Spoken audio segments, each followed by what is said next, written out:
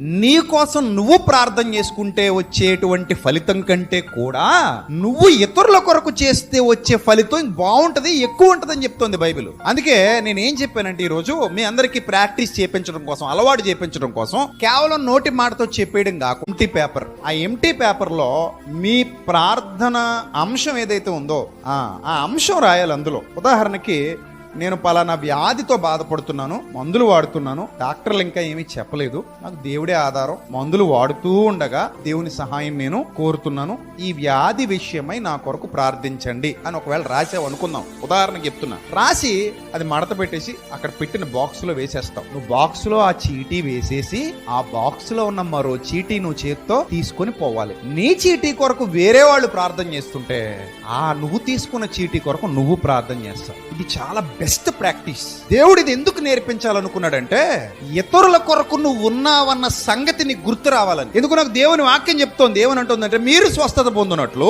ఒకని కొరకు ఒకడు ప్రార్థన చేయండి. ప్రార్థన అంటే చాలా చులకనగా చూస్తారు చాలా మంది. ఇట్స్ ఎ రిక్వెస్ట్, అది దేవుడికి పెడుతున్న రిక్వెస్ట్. ఈ ప్రార్థన ద్వారా అత్యంత అద్భుతమైన ఫలితాలను నువ్వు రుచి చూస్తావు. అది నీకు అర్థం కావాలి, అది ప్రాక్టీస్ చేస్తే తెలుస్తుంది.